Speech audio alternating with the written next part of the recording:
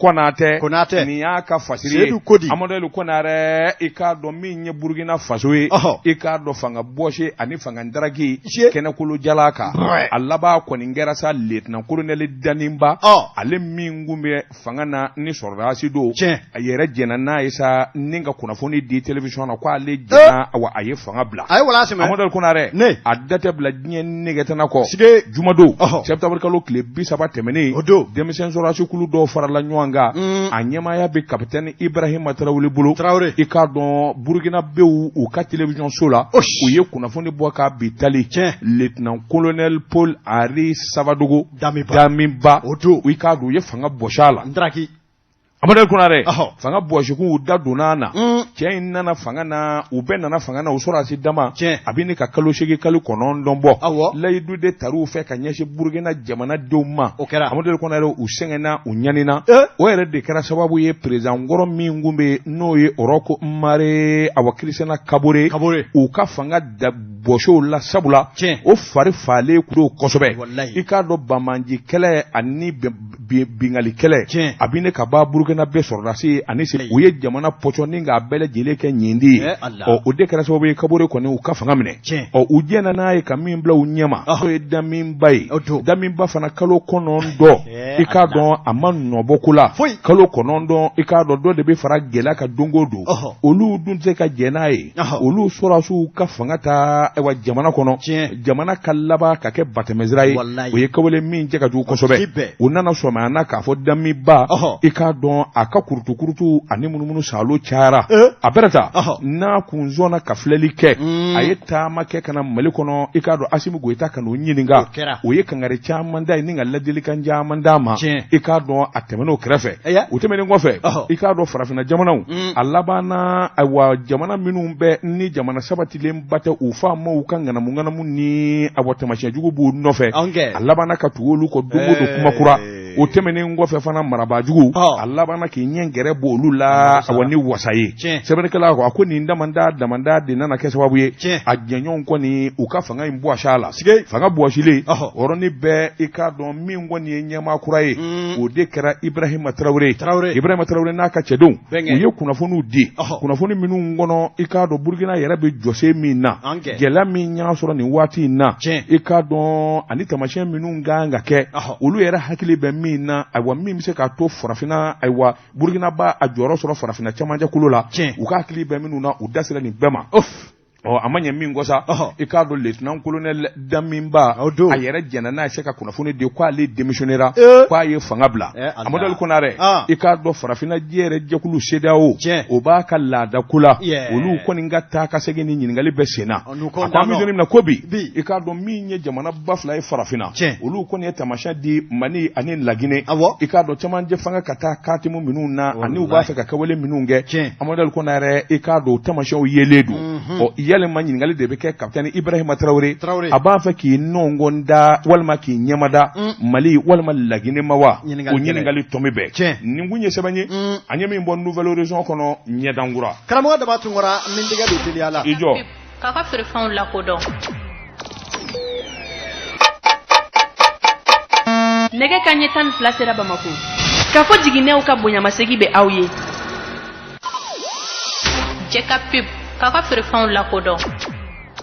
Amadou El Konare n bala cogo bɛ di dɛ karamɔgɔ Daba Tunkara kunnafoni di sɛbɛnw kumana hali bi n'a ka be Sumayila T Jara a fana kumana Sumayila ko ne ko dɔ farali CNT jama kan a dulonne don ne fɛ na kunnafoni di sɛbɛn tɔgɔ Chama ye o Sumayila T Jara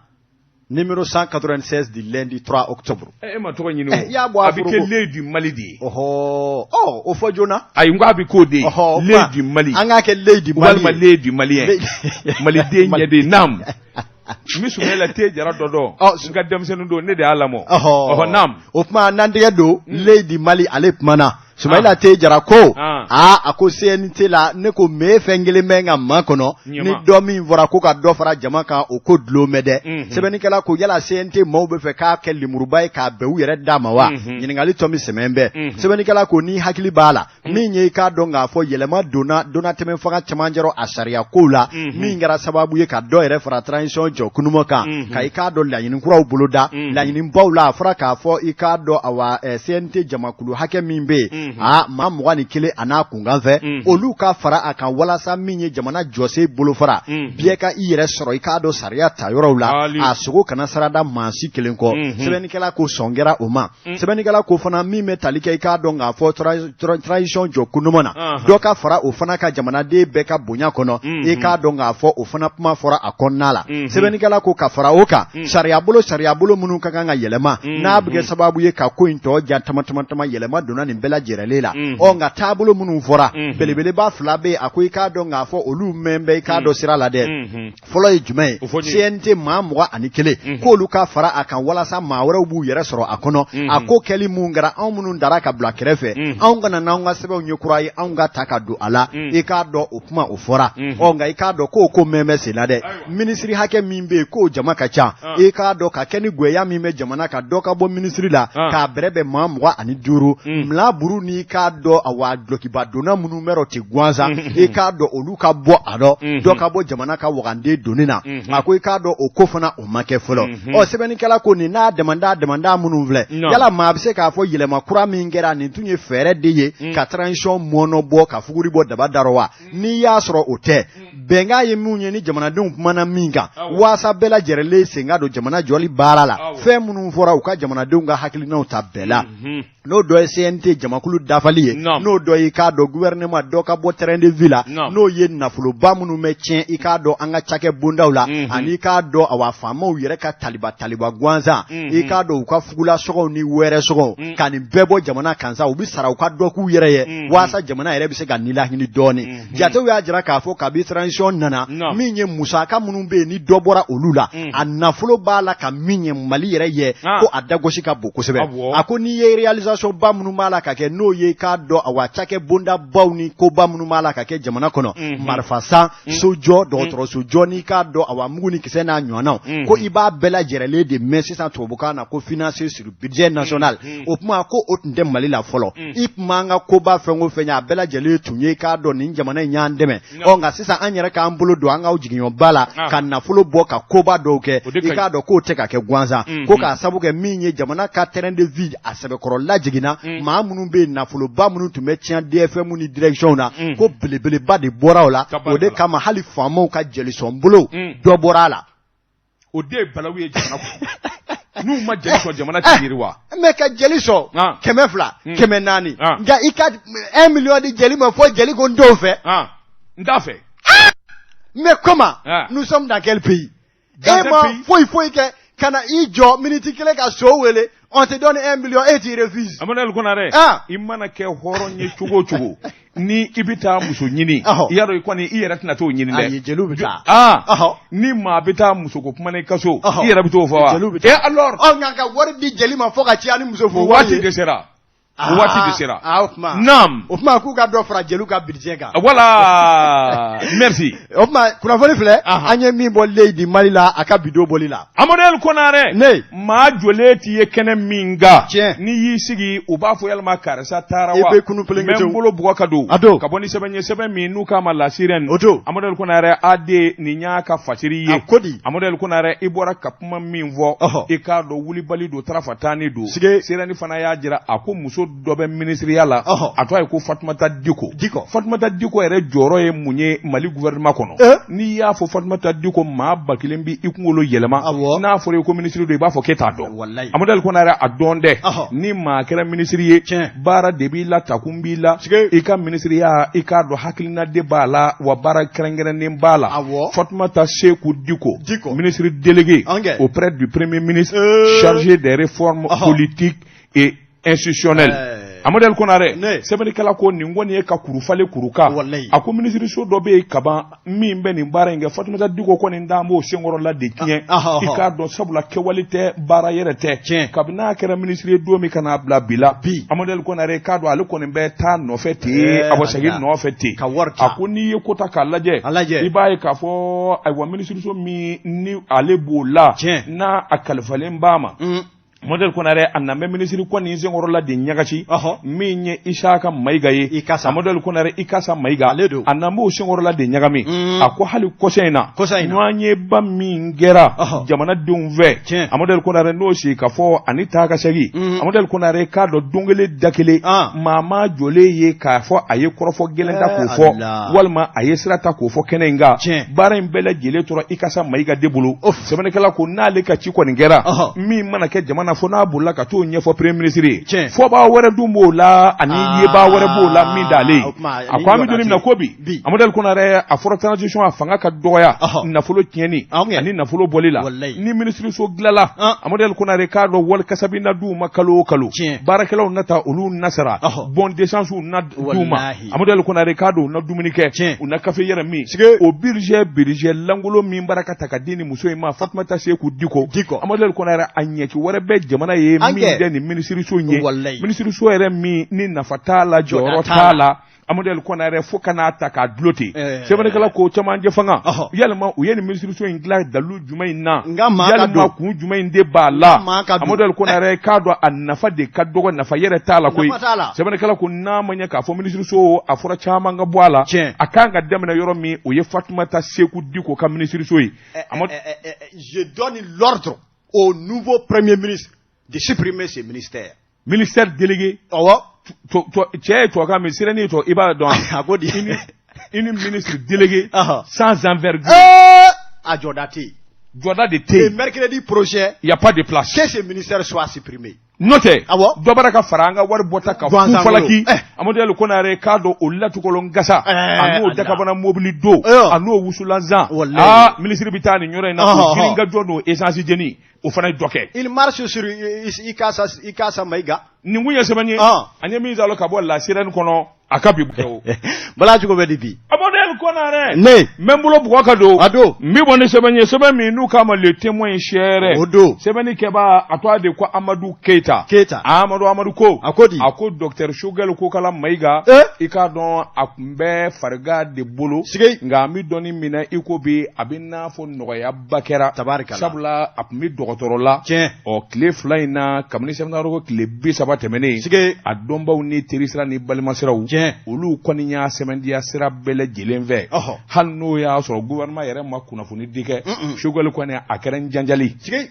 a seginna ka na a ka kɔlɛ la taama ani dumuni dumankɛ i k'a dɔn farikolo kɔni lafiyara fo k'a fɔ k'a to ten Amadou Konare sɛbɛnnikɛla ko a bɛ ne ka waati bɔ kuma kun cayara docteur Shogel ko kala Mayiga kan premier ministre dɔw ko farigan joona kan a kuma kɔni barika bonyana fo ka taa se a hadamaden yɛrɛ kun siranna farigan in la ka la dɔw fɛ cogo min na nka bi Amadou Konare i k'a dɔn ala b'a a seko de la min ye Shogel ko kala Mayiga farigan kɔni banna farigan in waati a kun fɔra de k'a fɔ k'a na lafiya kɛ fɔlɔ yanni ayiwa a ka segin ka na baara kolo gɛlɛn min ni jamana kelen bɛ k'o kalifa ma n'o ye premier ministre ye Amadou Konare k'a don lafiya bɔ waati wele dara colonel Abdoulaye Mayiga ma i k'a dɔn k'a jɔyɔrɔ fa sabula i k'a dɔn k'o bi danga min na ayiwa sigi tɛ se ka kɛ sɛbɛnnikɛla ko dɔw kɔni ye kuma caman fɔ jamana min n'a bɛ n'a fɔ Mali hadamaden da ka teli i k'a dɔn kunnafoni jugu walima kunnafoni ni bana mini i k'a dɔn ka teli maliyɛn fɛ sɛbɛnnikɛla ko dɔw kɔni ko Shogel ko kala Mayiga e ko nin tɛna kɛ bolo yɛrɛ bɔlen la wa ɲininkali tun bɛ bɛn sɛbɛnnikɛla ko n'i y'i ko ta k'a lajɛ Shogel Mayiga ye politiki maa ye a bi kodɔn a kalannen don a ja minen bɛ maa kelen min sera ka tiɲɛjala fɔ tubabu ye Nations Unies i ka do olu ka bunaku sanfɛ Choguel ko kala Mayiga do a donna Mayiga ma jafarinya baduna farafin jamanaw na jafarinya baduna jamana ɲɛmaw la sabula i ka do bɛ me kuma min ngunu a da jukɔrɔ Choguel ko kala Mayiga a y'a fɔ kɛnɛ ka canjara sɛbɛnnikɛla ko min bilala nɔ na kɔsa in na hali n'i ye jamanadenw ka muɲamuɲa ani jamanadenw ye bɔli min kɛ ka taa kunbɛn a natɔ ka bɔ ONU na Amadou Konare o b'a jira k'a fɔ Abdoulaye Mayiga a fana ye maaja gɛlɛnmanba ye a fana i k'a dɔn a tɛ kuma wa bara kɔnɔ Amadou Konare yalima ɲininkali de bɛ kɛ hami min bɛ sɔrɔdasiw la n'olu bolo de bɛ fanga na Amadou Konare k'a dɔn o de ye jamana tali bala sɔrɔdasiw yɛrɛ dama n'u bɛn'a kan k'a fɔ ko in ka don u yɛrɛ dama ni ɲɔgɔn cɛ u yɛrɛ ka ko in bɔrɔtɔ yalima docteur Choguel ko kala Mayiga a na segin ka na tuguni wa sɛbɛnnikɛla ko sigaba de bɛ maa caman na ŋunuŋunu kɔni barika bonyalen bɛ k'a fɔ de ye wele na bila Choguel ma tuguni a kana a sigi a sigiyɔrɔ in na sabula i k'a dɔn fari jolen don min kɔni lakalen don Amadou Konare i k'a dɔn tubabukala ani tubabu sɛbɛn a ngɔri ti ban n'i bɛ kuma fɔ i b'a fɔ ko lala nka min kɔni fana jɛlen don Amadou Konare i k'a dɔn ayiwa min ye colonel Assimi Goïta ye a fari fununen bɛ tile 2 in na kosɛbɛ sabula n'i y'a ta k'a lajɛ masakɛ min bɛ taa ka segin la Bamako n'u ka jamana ni ɲɔgɔn cɛ Amadou Konare o b'a jira k'a fɔ a jɔyɔrɔ barika bonya kosɛbɛ wa danayaba min dalen don a ka malidenw fɛ o danaya kelen de fana b'a ka farafina jamana caman fɛ Amadou Konare i k'a dɔn faramafɛnw de bɛ ɲɔgɔn gɛnyɔrɔ dɔn anw de ye kelen ye anw sɔrɔdasiw de ye fanga ta yalima n'an ye bɛɛ sen bɔ a la k'a bɛrɛ bɛn an ni ɲɔgɔn cɛ an ka laɲiniw tɛna sabati wa Amadou Konare i k'a dɔn nin hakilina ninnu kɔni dɔw fana bara k'o fɔ nka min kɔni jɛlen don mɔɔw dalen don a la k'a fɔ docteur Choguel ko kala Mayiga cɛngana don politiki dɔnbaa don i k'a dɔn a ka jagɛlɛn n'a ka jafana kɛra sababu ye a ka to a duman caman sɔrɔ jamana in kɔnɔ n'a seginna ka na Amadou Konare k'a dɔn ti bali maa na nka n'a nan tɛ fana ayiwa Amadou Konare k'a dɔn dɔw kɔni sigilen don k'o kɔnɔ nin kun ye sɛbɛn ye an ye min bɔ le témoin kɔnɔ sɛɛrɛ karamɔgɔ Daba Tunkara ne bɛ n tɛgɛ don teliya la kunnafoni sɛbɛn le malien min ye Y Mariko ani Y Sangare olu y'u bolo bila ji la u ye sɛbɛn kɛ a ko i k'a dɔn k'a fɔ don o don an ka taa an ka na i k'a dɔn ko jɛrɛ sigira nka a ma ban ni su tɛ min fɔra su fɛ n'o tun fɔra sɔgɔma i k'a dɔn k'a fɔ jɛrɛ a tun tɛna mɛn sen na min ye i k'a dɔn Kolowarikaw ka sɔrɔdasi maa 46 mun bɛ kaso la Mali la e ko i k'a dɔn k'a fɔ a tɛ ka diɲɛ tɔzi wuli wa sɛbɛnnikɛla ko a ko min ye i k'a dɔn ko o ko bɛ yen n'a kɛcogo ma ɲɛ a fɔcogo tɛ ɲɛ i k'a dɔn ko maa bɛ se k'a fɔ i k'a dɔn nin sɛdenw ka ko bɛ o kisa la a ko min ye i k'a dɔn maa 49 jamana yɛrɛ ka i k'a dɔn ŋaniya jira kɛ ka muso 3 bila ka bɔ a la k'a tɔ kamalenkɔrɔ gojogojo belebele jamiya maa 46 ka olu kari kaso la Mali la yan a ko i k'a dɔn ko in kɛ mɛn ka Kolowari jamana ɲɛmaa tɔzi wuli wa tɔzi wuli yɛrɛ sen bɛ farafinna ni diɲɛ bunun kara bɛɛ lajɛrɛlen ma sɛbɛnnikɛla ka fɔ la a ko min ye dongabɔw ciyalen kɔfɛ Mali ma laɲini fila kɛ koyi Mali y'a jira i k'a dɔn diɲɛmaa na Alasani b'a dɔn tigitigi tiɲɛ ko min kɛra i k'a dɔn a jo t'a la bi a jo t'a la sini o tuma farafinden ɲuman na n'i filila ni i k'a dɔn yamaruya dira i ma ka bɔda d'i ma i ka se ka i k'a dɔn sɔn i ka fili ma ni ka yafa deli a ko i k'a dɔn an ye tabiya maragun de ye i k'a dɔn o bɛ ko bɛɛ lajɛlen dakala nka ni e filila ka tila k'i to fili kɔnɔ ka i piripara i k'a dɔn ko a laban a bɛ min ye i ma sigi ni o ye a ko maa bɛ se k'a fɔ o kɛra ko in ye koyi sabula Mali y'a ɲini i k'a dɔn Alasani Daramani Ouattara fɛ a k'a lajɛ ko min kɛlen filɛ komi ale y'a bɛɛ lajɛlen bɔrɔ biri Mali kunna o tuma a ka sɔn diɲɛmaa ɲɛna k'a jira k'a fɔ ale tun filila wa a bɛ yafa ɲini malidenw fɛ i k'a dɔn an ka nin ko in fɔ ka don so sɛbɛnnikɛla ko Alasani banna o min ma dɛ i k'a dɔn jamana faamaw y'u sigi a kɛra sa a ti tugu a ti tigɛ ko in yɛrɛ nana ye a bɛ ɲini ka Alasani ka fanga yɔgɔyɔgɔ o tuma a y'a bɔ i k'a dɔn fuguri bɔ dabada la ka na yafa mangani ɲini sɛbɛnnikɛla ko ka fara o fana kan min ye i k'a dɔn k'a don bɛ fɛn min na sisan i y'o dɔn de i k'a dɔn ka ba kɛnɛ ka yafa ɲini ma ni ka tila ka don dugutuguni dugu la dugu tila fɛ a bɛ cidenw ci i k'a dɔn dugu tila fɛ a bɛ y'a dɔn diɲɛ faama wɛrɛw a bɛ olu kɔrikɔri sɛbɛnnikɛla ka fɔ la a ko min ye min balila malidenw na o de ye k'a fɔ Alasani yɛrɛ jigila maaba min bɛ yen i k'a dɔn ni o yɛrɛ ye a ka conseil spécial ko min ma Ali Kulubali ko a y'o ci dugu tila fɛ ka bɔ Kolowari ka taa fɔ Nyoro Serifukɛ ale ka denbaya la waasa o ka se ka taa i k'a dɔn a wasuruna doni baara kɛ u bɛ se ka kuma i k'a dɔn Mali finitigilakaw fɛ cogo min na sɛbɛnnikɛla ko a sera nin bɛɛ la wa min ye i bɛ taa Serifu min fɛ yen o ye Maliden ye o ni autorité minnu bɛ fanga na bi olu bɛɛ lajɛlen ka hamina de ye kelen ye Mali ka kelenya Mali ka bonya Mali ka k'a dɔn a ka maliya ka to a ye Mali ye o kuma i k'a dɔn ni e y'a kɛ sɔɔri ko ye ka tila ka taa k'i b'i jigi bi i k'a dɔn maa wɛrɛw kan ko nin ko in na Malidenw tɛna ɲɔgɔn kɔ bila cogo si la sɛbɛnnikɛla ko i k'a dɔn jaabi jɔnjɔn ma sɔrɔ o ko la fɔlɔ o kuma a y'a kɛ sɔɔri ye tun min ye diɲɛ seleke naani jɛrɛ jɛkulu a taar'i jigi bi olu kan k'a jigi bi min ye farafinna woroduguyanfan ka keleyatɔ CEDEAO kan o kuma min ye cidenw cira k'u ci ni ka tila k'u ci a ma ɲa min yɛrɛ kɔ sa min ye k'a dɔn farafinna ka keleyatɔ CEDEAO woroduguyanfan fɛ u y'u wakulu don jamana ɲɛmaaba saba la ko olu kana kuma colonel Asimi Goita fɛ ɛlɛn u kana a bolo tunun min k'a da kɔ a ka se ka i k'a dɔn nin kolowarikaw ka awa nin binganikɛla ninnu labila cogo min na sɛbɛnnikɛla ko i k'a dɔn u ye don fɔlɔ min fɔ Mali finitigilakaw ko ci wɛrɛ bɛ lɛ la min tɛ ɲin tereke ni aw bɛna walamusa a ye na walamusa n'a ti na o la i k'a dɔn a y'a to yen ci tan tɛ anw bolo i k'a dɔn e k'o ma yɛlɛma don délégation na wa sabula min ye Macky Sall Sénégal Nana Addo Akuf Ghana fo ka taa se i k'a dɔn Togokaw ka masakɛ Faure Gnassingbé ninnu maa saba de tun ka i k'a dɔn Mali la nka a ma ɲa min kɔ i k'a dɔn awa Sénégalikaw ka Macky ale y'i fosi ka bɔ jamakulu cɛ la min ye i k'a dɔn Nana Addo Akufo ka se min ye i k'a dɔn Togokaw ka masakɛ o fana y'i fosi k'i nɔnɔ bila ni a ka ministre min ɲɛsinnen bɛ jamana wɛrɛ ko ɲɛw ma ka fara i k'a dɔn awa Gambikaw olu ka masakɛ n'o ye Adama Barrow ninnu maa saba de nana u bisimilara jamanakuntigi fɛ bisimilali in kɔni na i k'a dɔn a ko kɔni kɛra kɔmɔko belebeleba ye sabula min ye délégation mun nana u n'olu ye ɲɔgɔn ye lɛrɛ fila olu bɔlen kɔfɛ u jamana ɲɛmaa dama ni ɲɔgɔn cɛ ka don ka da su u dala karaw ka fenêtre woɲɛ bɛɛ lajɛlen datugu u ka kuma u ni ɲɔgɔn cɛ cɛnjala ka fɔ i k'a dɔn u bɔlen kuma yɛrɛ ma fɔ maa ye koyi micro ni tɛŋuna maa o maa da la min bɛ tubabu kan fɔ o ko non pas de déclaration min bɛ ngilɛ fɔ o ko no interview o kuma a bɛɛ tɛmɛna ni yɛrɛ ye déclaration ma kɛ foyi ma kɛ nka i k'a dɔn hali ni maa min tɛ misiw min yɔrɔ la bɛɛ lajɛlen n'a dɔn ko ji filen tɛ yen ni i ni k'a dɔn k'a fɔ Asimi ni a jɛw ye ɲɔgɔn ye o i ni a yɛrɛ kelen ye ɲɔgɔn ye o Malidenw ni jamana autoritéw bɛnnen don min kan a b'o de f'i ye i k'a dɔn k'a fɔ awa ko in bɛ dangan min na Malidenw ko Alassane tun b'a fɛ k'a yɛrɛ kɛ victime ye k'a kana yɛrɛ kɛ victime ye sabula a y'a jirali mun kɛ k'a fɔ ko Mali b'a la ka chantage kɛ olu la ko Alassane fɔlɔ ye nin wale in daminɛ kabi diɲɛ lawale sabula ni hakili b'a la gwɛyaba donna waati min na Alassane bɛna fanga na a y'a wajibiya i k'a dɔn an kɛrɛfɛ jamana dɔw kan kɛrɛnkɛrɛnnenya na ni o ye Togo ye